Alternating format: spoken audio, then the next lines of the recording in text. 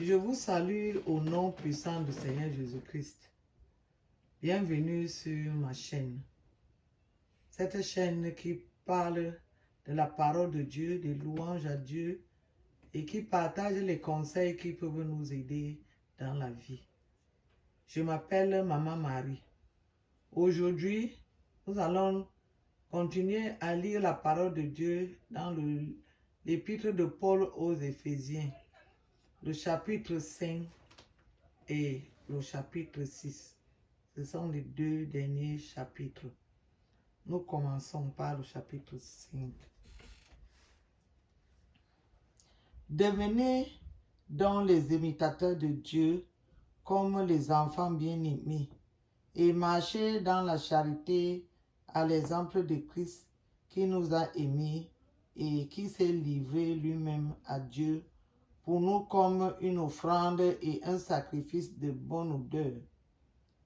Que l'impudicité, qu'aucune espèce d'impureté et que la cupidité ne soient pas même nommées parmi vous, ainsi qu'il convient à des saints, qu'on n'entende ni paroles déshonnêtes, ni propos insensés, ni plaisanteries, choses qui sont contraires à la bienséance, qu'on entende plutôt des actions de grâce. Car, sachez-le bien, aucun impudique ou impur ou cupide, c'est-à-dire idolâtre, n'a d'héritage dans le royaume de Christ et de Dieu. Que personne ne vous séduise par de vains discours, car c'est à cause de ces choses que la colère de Dieu vient sur les fils de la rébellion. N'ayez donc aucune part avec eux.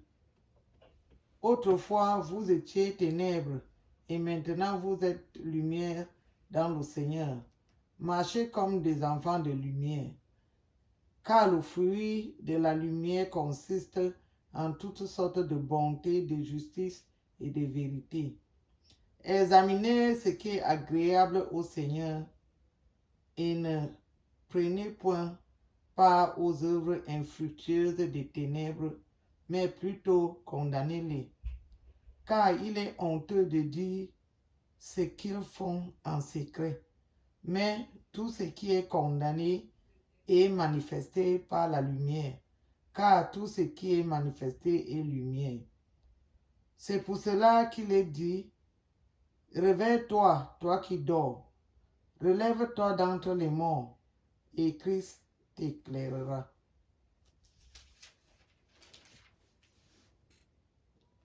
Prenez donc garde de vous conduire avec circonspection, non comme des insensés, mais comme des sages.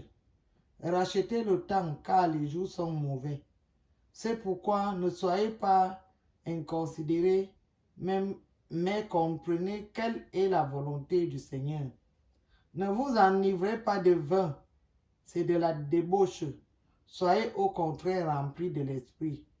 Entretenez-vous par des psaumes, par des hymnes et par des cantiques spirituels, chantant et célébrant de tout votre cœur les louanges du Seigneur. Rendez continuellement grâce pour toutes choses à Dieu le Père, au nom de notre Seigneur Jésus-Christ. Vous soumettant les uns aux autres dans la crainte de Christ. Les devoirs domestiques. Femmes, soyez soumises à vos maris comme au Seigneur, car le mari est le chef de la femme, comme Christ est le chef de l'Église, qui est son corps et dont il est le sauveur. Or, de même que l'Église est soumise à Christ, les femmes aussi doivent l'être à leur mari en toutes choses. Marie, aimez vos femmes comme Christ a aimé l'Église et s'est livré lui-même pour elle, afin de la sanctifier par la parole, après l'avoir purifiée par le baptême d'eau, afin de faire paraître devant lui cette Église glorieuse, sans tache, ni ride, ni rien de semblable, mais sainte et irrépréhensible. C'est ainsi que les maris doivent aimer leur femme comme leur propre corps. Celui qui aime sa femme s'aime lui-même, car jamais personne n'a haï sa propre chair, mais il la nourrit et en prend soin, comme Christ le fait pour l'Église, parce que nous sommes membres de son corps. C'est pourquoi l'homme quittera son père et sa mère et s'attachera à sa femme, et les deux deviendront une seule chair. Ce mystère est grand. Je dis cela par rapport à Christ et à l'Église. Du reste, que chacun de vous aime sa femme comme lui-même et que la femme respecte son mari. Chapitre 6. Enfants, obéissez à vos parents selon le Seigneur, car cela est juste. Honore ton père et ta mère, c'est le premier commandement avec une promesse, afin que tu sois heureux et que tu vives longtemps sur la terre. Et vous, pères, n'irritez pas vos enfants, mais élevez-les en les corrigeant et en les instruisant selon le Seigneur. Serviteurs, obéissez à vos maîtres selon la chair, avec crainte et tremblement, dans la simplicité de votre cœur comme à Christ. Non pas seulement sous leurs yeux, comme pour plaire aux hommes, mais comme des serviteurs de Christ, qui font de bon cœur la volonté de Dieu. Servez-les avec empressement, comme servant le Seigneur et non des hommes, sachant que chacun, soit esclave, soit libre, recevra du Seigneur selon ce qu'il aura fait de bien.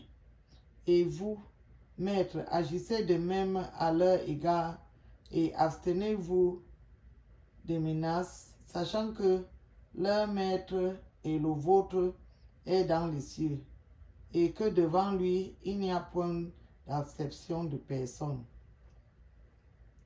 Les armes spirituelles du chrétien. Au reste, fortifiez-vous dans le Seigneur et par sa force toute puissante. Revêtez-vous de toutes les armes de Dieu, afin de pouvoir tenir ferme contre les ruses du diable. Car nous n'avons pas à lutter contre la chair et le sang, mais contre les dominations, contre les autorités, contre les princes de ce monde des ténèbres, contre les esprits méchants dans les lieux célestes. C'est pourquoi prenez toutes les armes de Dieu, afin de pouvoir résister dans le mauvais jour et tenir ferme après avoir tout surmonté. Tenez donc ferme, ayez à vos reins la vérité pour ceinture, revêtez la cuirasse de la justice, mettez pour chaussure à vos pieds le zèle que donne l'évangile de paix. Prenez par-dessus tout cela le bouclier de la foi avec lequel vous pourrez éteindre tous les traits enflammés du malin. Prenez aussi le casque du salut et l'épée de l'Esprit qui est la parole de Dieu. Faites en tout temps, par l'Esprit, toutes sortes de prières et de supplications. Veillez à cela avec une entière persévérance et priez pour tous les saints. Priez pour moi afin qu'il me soit donné, quand j'ouvre la bouche, de faire connaître hardiment et librement le mystère de l'Évangile pour lequel je suis ambassadeur dans les chaînes et que j'en parle avec assurance comme je dois en parler. Envoi de l'épître par Tychik, salutations. Afin que vous aussi, vous sachiez ce qui me concerne, ce que je fais, Tychik, le bien-aimé frère et fidèle ministre dans le Seigneur, vous informera de tout. Je l'envoie exprès vers vous pour que vous connaissiez notre situation et pour qu'il console vos cœurs. Que la paix et la charité avec la foi soient données aux frères de la part de Dieu le Père et du Seigneur Jésus-Christ. Que la grâce soit avec tous ceux qui aiment notre Seigneur Jésus-Christ d'un amour inaltérable. Amen. Je vous exhorte donc, frères et sœurs, à méditer sur ce verset 12 du chapitre 6 qui dit « Car nous n'avons pas à lutter contre la chair et le sang, mais contre les dominations, contre les autorités, contre les princes de ce monde de ténèbres, contre les esprits méchants dans les lieux célestes. » Amen. Que le Seigneur vous bénisse abondamment. Bye bye.